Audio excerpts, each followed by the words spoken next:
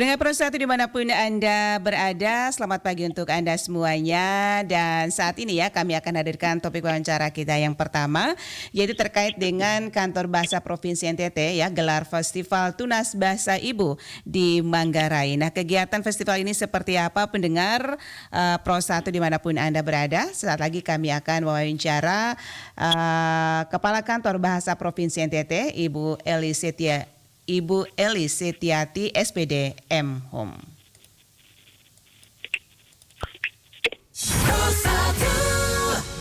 Selamat pagi Ibu Elis.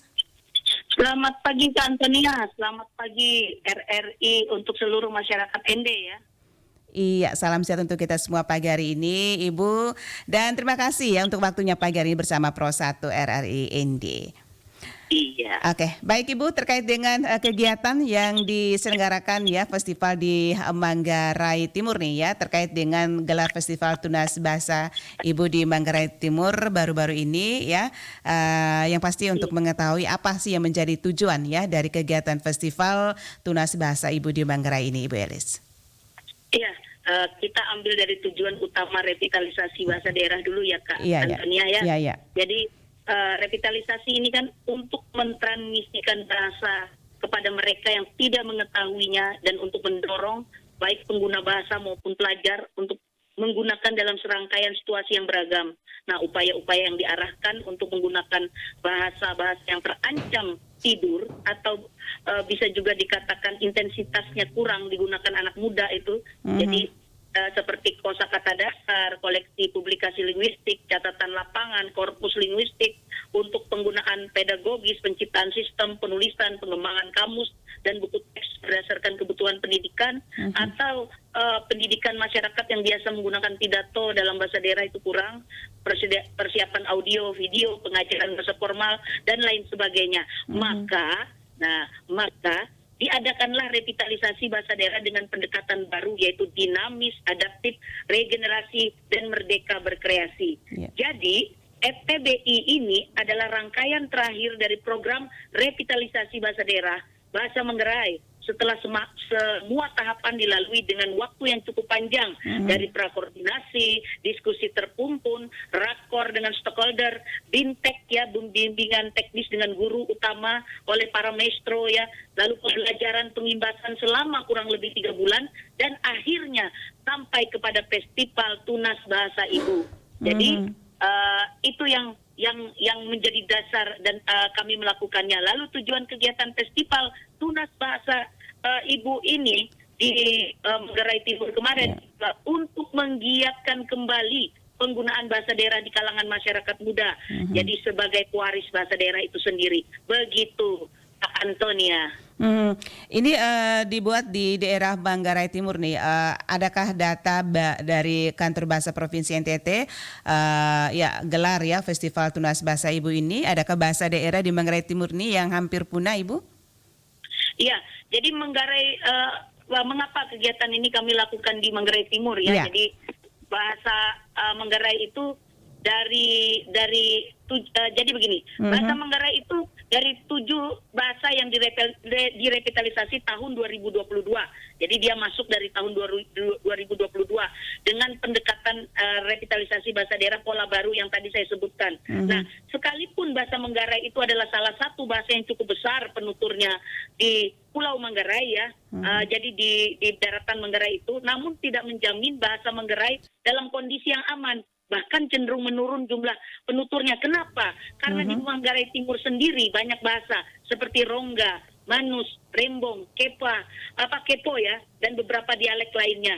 Nah, tentu kondisi ini memengaruhi eksistensi bahasa itu sendiri. Jadi ke depannya kalau pemerintah daerah dengan dukungannya seperti kemarin bagus sekali ya, itu bisa saja lomba itu dengan berbagai macam dialek dan bahasa yang lain. Begitu, Kak Antonia, karena Pemda ini sangat antusias dan mereka pun menambah peserta bintek guru utama dengan dana sendiri. Jadi menurut kami akan menjadi praktik baik untuk Pemda lainnya. Dan ini sesuai dengan Undang-Undang Nomor 23 Tahun 2014 tentang pemerintah daerah, pengembangan dan pelindungan bahasa sastra dan aksara daerah adalah tanggung jawab pemerintah daerah. Jadi kesadaran itulah yang membuat kami dengan senang hati begitu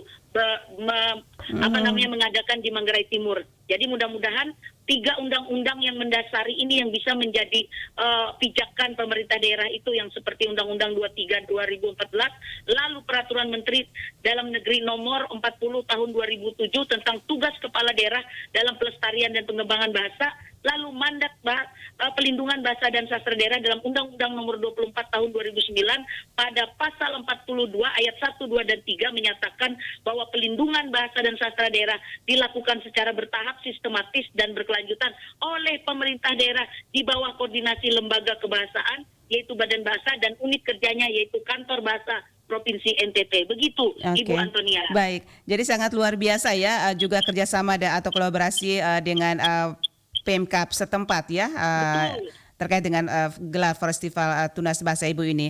Nah, dengan kolaborasi ini kira-kira kegiatan apa saja yang diadakan dalam festival Tunas Bahasa Ibu ini, Ibu? Iya, jadi sebenarnya kami kegiatan itu ada banyak. Waktu Bintek Guru Utama itu ada 6 jenis mata lomba yang diajarkan, seperti berpidato, berpuisi, menulis cerpen, mendongeng, komedi tunggal, nyanyian rakyat, dan tradisi lisan. Dan itu dalam berbahasa daerah semua, tetapi kita menyesuaikan daerah, kemampuan daerah, dan antusiasme daerah itu di mana tempatnya. Jadi akhirnya mata festival atau kegiatan dalam festival Tunas Bahasa Ibu Bahasa Manggarai ini adalah kita menerima pidato atau sering disebut kepok atau torok ya. Nah, lalu puisi, cerita rakyat, cerita pendek, dan sanda mbata. Jadi itu luar biasa. Seandainya Kak Antonia nonton tuh, itu terharu sekali. Kenapa? Karena anak-anak SD dan anak-anak SMP bersaing tuh. Mereka seperti apa ya? Seperti apa ya?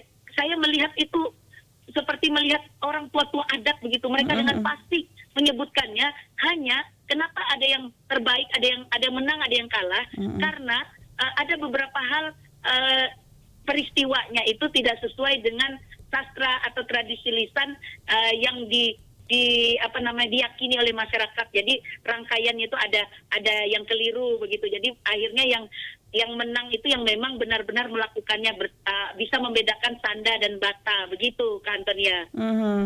Oke, ini Ibu tentunya kegiatan ini yang pasti sudah berapa lama melakukan kegiatan festival ini? Ya, Festival Tunas Bahasa Ibu ini tahun kedua. Tahun kedua. Tahun pertama 2022, tahun kedua 2023, dan kita tidak meninggalkan tempat kita ya. Misalnya begini, karena Badan Bahasa ini melakukan sesuatu dengan fokus, berkelanjutan, dan berkolaborasi. Jadi kami tidak hit and run atau datang dan pergi, pukul dan lari begitu ya. Jadi kami tetap melakukan ini, program-program kami itu berkelanjutan semua, dan kolaborasinya berkelanjutan. Apabila kami berpindah, itu hanya berpindah tempat dari kabupaten satu ke kabupaten lain, agar semua menikmatinya. Begitu Kak Antonia. Oke, jadi nanti juga endenya juga dapat begitu Ibu ya?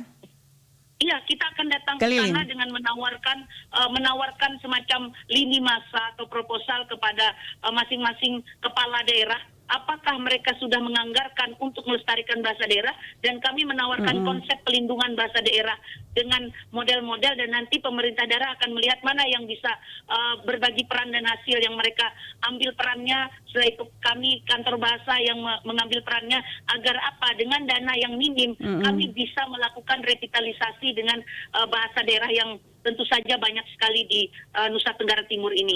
72 bahasa harus kita revitalisasi. Karena apa? Karena semua kepala daerahnya mengatakan bahwa generasi muda itu jarang menggunakan bahasa daerah. Itu kekhawatiran kita yang menyebabkan kita khawatir akan lestari begitu. Karena apa? Karena kita tidak punya aksara. Apabila kita punya aksara, bahasa itu akan terus hidup karena ada narasinya. Tapi kalau tradisi kita adalah tradisi lisan, maka jangan kita sombong. Bahasa itu akan hilang. Orang akan diserbu dengan globalisasi. Orang akan memilih bahasa-bahasa yang mudah dikuasainya atau yang menguasainya. Begitu. Iya. Antonia. Iya, baik. Ibu Elis, yang pasti tadi dikatakan oleh Ibu bahwa ada beberapa kegiatan lomba nih ya yang dilakukan juga dalam kegiatan Festival Tunas Bahasa Ibu ini. Kegiatan lomba ini untuk tingkat kalangan umum atau SD saja atau TK saja? Jadi sebenarnya untuk konsep ya, untuk konsep revitalisasi bahasa daerah yang ada di daerah-daerah yang memiliki bahasa yang banyak itu adalah konsep model C. Jadi dilakukan di komunitas ya, dilakukan di komunitas. Tetapi ya banyak bahasa itu tidak menjamin bahwa bahasa itu dalam satu pulau memiliki banyak ya, kecuali Alor begitu kan. Nah, jadi kami melihat ada beberapa pulau yang menggunakan bahasa persatuannya itu satu. Bahasa besar, misalnya bahasa Manggarai, bahasa Dawan, bahasa Kambera, ya, setelah itu bahasa Rote. Nah itu akhirnya ketika kami masuk daerah itu, Pemda pun mengarahkan ke Dinas Pendidikan meminta agar kami melakukan dengan konsep atau model A. Model A itu sebenarnya dilakukan untuk satu bahasa, seperti di Jawa, Bali, ya begitu. Jadi akhirnya kami mengikuti Pemda. Kenapa? Karena Pemda menginginkan pengimbasan dari revitalisasi bahasa daerah itu adalah terciptanya kurikulum muatan lokal, begitu Kak Antonia. Iya, ini juga sesuai dengan Merdeka Belajar ya Ibu Elis ya. Betul. Nah, jadi tanggung jawab kurikulum muatan lokal itu nanti akan mencari siapa yang bertanggung jawab di situ. Kenapa? Karena kami tidak mengurus tentang kurikulum. Ada Badan Kurikulum Nasional di situ. Yeah. Jadi apakah nanti dari BPMP atau BGP ya yang mengurusi tentang kurikulum. Jadi di situ kami hanya bisa memberikan pengimbasannya. Misalnya guru-guru mengatakan kami senang sekali Ibu dengan kegiatan ini menyebabkan siswa senang sekali berbahasa daerah. Nah, itu sudah hal positif. Jadi sikap bahasa yang positif inilah yang nanti setiap tahunnya ketika mereka belajar tentang puisi, tentang pidato, tentang nyanyian rakyat dalam bahasa daerah, maka mereka ikut dalam festival yang diadakan di tingkat kabupaten. Yeah. Lalu nanti kami menjemput mereka di tingkat provinsi. Nah, dalam hal ini kamilah yang bertanggung jawab di tingkat provinsi. Itu yang sebenarnya ingin kami lakukan di Provinsi Nusa Tenggara Timur. Mudah-mudahan seluruh pemerintah daerah sadar dan memiliki anggaran-anggaran untuk pelestarian dan pelindungan bahasa daerah ini. Begitu, Kak Antonia. Oke, jadi dari daerah ya ke provinsi nanti ya baru dilakukan dengan yang baik yang pastinya Ibu ya. Iya, karena di tingkat nasional akan diadakan di bulan Februari tahun berikutnya. Oh, seperti itu ya Ibu ya. Oke, dan Ibu Elis tahun ini kan di Manggarai. Kira-kira untuk rencananya tahun depan ini di mana lokasinya? Kami ketika kami melakukan sesuatu seperti yang kami bilang fokus, berkelanjutan dan kolaborasi. Kami menunggu pemerintah daerah itu mandiri, maka kami berpindah kabupaten, berpindah bahasanya. Karena apa? Karena dana dari pemerintah pusat itu tidak bertambah kan ya. Malah kami memiliki tanggung jawab untuk menambah bahasa. Jadi kami meminta dalam waktu 1 tahun, 2 tahun, 3 tahun itu pemerintah daerah sudah sadar untuk melaksanakan kegiatan sendiri. Jadi sudah memiliki anggaran sendiri. Karena apa? Karena seperti yang saya katakan tadi adalah tanggung jawab mandat pelindungan dan bahasa dan sastra itu ya pada pasal 42 ayat 1, 2 dan 3 menyatakan pelindungan bahasa dan sastra daerah dilakukan secara bertahap, sistematik dan berkelanjutan oleh pemerintah daerah di bawah koordinasi kami lembaga bahasa. Begitu Kak Antonia. Baik, ini terakhir Ibu Elis Setiati, apa yang menjadi harapan ya dari kegiatan Festival Tunas Bahasa Ibu ini teristimewaan untuk di Nusa Tenggara Timur sendiri dan terkhusus ya di Manggarai Timur ya, dan juga Pemkab Manggarai Timur sendiri, dan untuk wilayah Nusa Tenggara Timur nanti yang akan menjadi ya tuan rumah yang pasti dalam kegiatan ini. Ya, harapan kami besar sekali bahwa kegiatan Festival Tunas Bahasa Ibu ini meningkatkan jumlah penutur muda bahasa daerah. Dengan demikian eksistensi bahasa daerah tetap terjaga, terlindungi, lestari. Karena apa? Kemanapun kita pergi, bahasa daerahlah rumah kita yang sesungguhnya. Begitu Kak Antonia. Baik. singkat, jelas, padat, sangat luar biasa Ibu ya. Itu harapan yang pasti ya dicita-citakan ya untuk kita semuanya.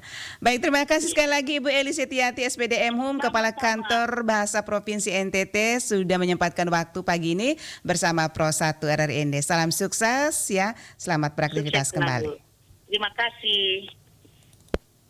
Pro 1